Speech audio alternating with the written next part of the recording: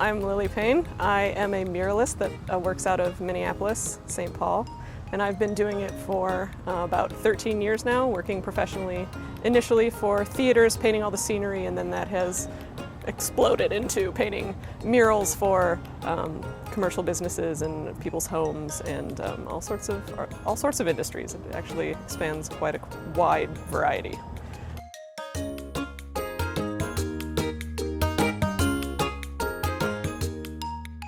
Growing up in Morris was a great experience because it was quiet and rural, and I had a lot of those same rural experiences that all the other kids did. But my parents were involved with the university. My father was a professor there of theater, so I got to see him build sets and realize these imaginary worlds on stage as a kid. So I think that made me into a very creative and curious person seeing that, but also pretty grounded, living out in the country and playing on the other kids' farms and things like that. So I think that comes through in my work, in that specifically for murals and the scenic painting I do for theaters and other businesses, you have to be very, very grounded. You have to be very business oriented.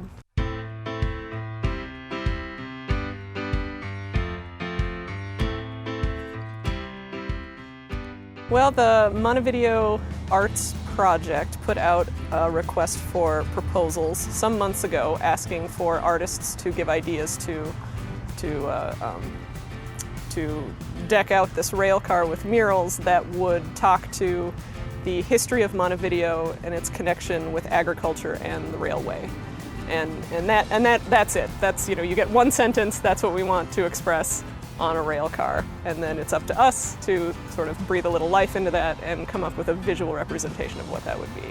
So my idea was to take one side of the rail car and design it in a way that relates to the turn of the century, 1910 era, when Montevideo was booming and those steam locomotives were coming through here, and the rolling mills were running in the area. So on one side it will be lettering and graphic design in that sense that speaks of that era.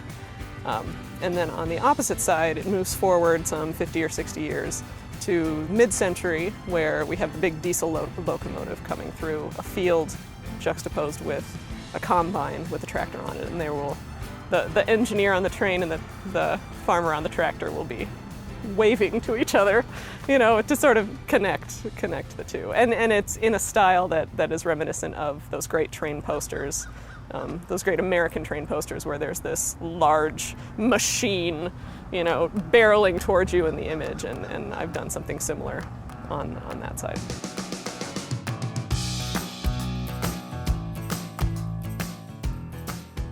Murals have a great purpose in the community because they are an awesome way to express the history of an area or something special about the community or someone who came from that area. It's also a great way to express the talent in a community, especially if the artist is local, to be able to say that we still have people here that do these sort of crafts that there's maybe not such a call for as much as there used to be, but there are still people who keep it alive, and I think murals are, personally murals are, I think, very important.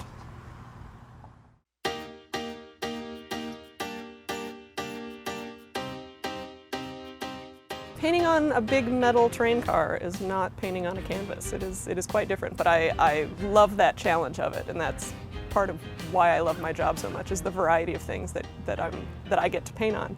And this train car comes with the particular challenge of painting around rivets. There's being able to strike the lines you need to and paint certain things. You have to, go around the rivets, but frankly, that's about it.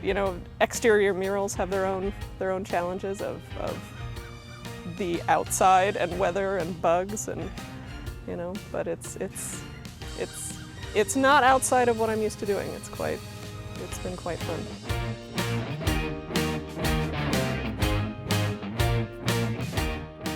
The people in Montevideo have been so welcoming and friendly, and had people bring us coffee and offer to take us out to lunch, and that's been so nice. And it's really been just the community. They're so excited about this project, and it comes through with every person that stops by to say hi or wave from their truck and yell that I'm doing a good job. You know, it's definitely, that's been the best part. Certainly down in Minneapolis, you don't see people yelling good job out of the car. They might yell something at you from the car, but it's probably not good job. So that's been nice about being out here. Yeah, it is rare that the town rolls out the red carpet for you. That's been great.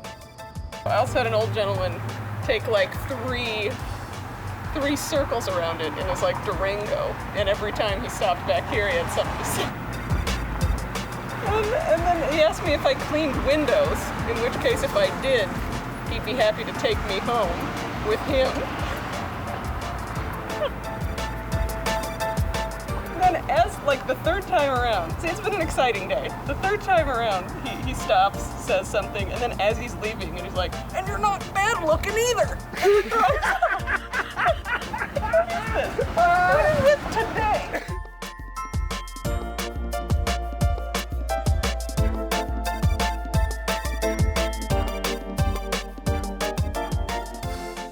My journey as a muralist has been unexpected. It was not a job that I actually initially set out to do. It was something that sort of came about through a series of initially, just kind of an odd job, and then I got more skills at it and was continuing to be hired more and more, and it's turned into a career that I don't think I could have dreamed that I would have. I have been all over the country painting things, and I have worked with the greatest people in lots of different industries. And I've done murals for museums. I have worked on film commercials and a feature film that was filmed in Minneapolis last summer. I was a painter for that, and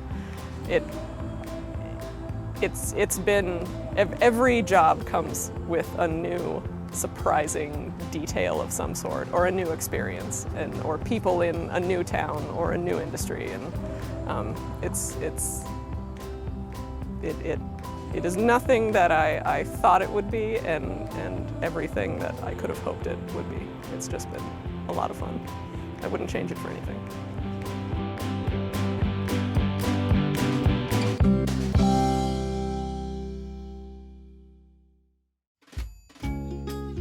Visit pioneer.org/postcards to catch up on missed episodes and to find out more about your favorite segments.